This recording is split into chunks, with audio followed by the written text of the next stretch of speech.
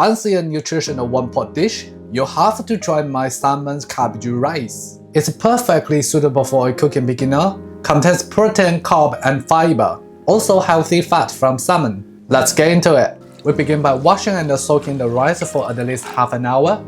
Chop the garlics and the spring onions into small pieces.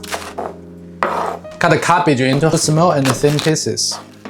You can basically use any kind of cabbage. Heat a pan over medium heat. Pat dry the salmon completely. Pop the salmon in a pan, skin side down. Cook it for about 1 to 2 minutes until the skin side is brown. Continue cooking for another 1 to 2 minutes until the other side is browned as well. Smash the salmon. Add the garlic, spring onions, and cabbage. Add the black pepper, salt.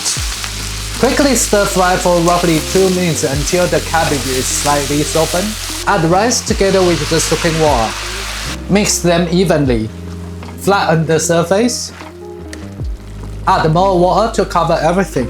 You want to make sure everything is just under the water.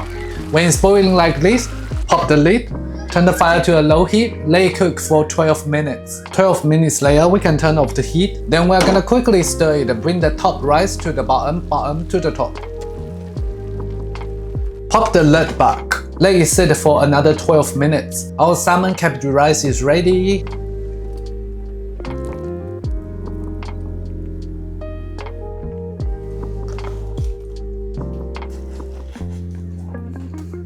The rice has absorbed all the flavors. The cabbage well balanced the dish. All the aromatics and black pepper make salmon less fishy. If you like my recipe, please hit that subscribe button and check my other cooking videos.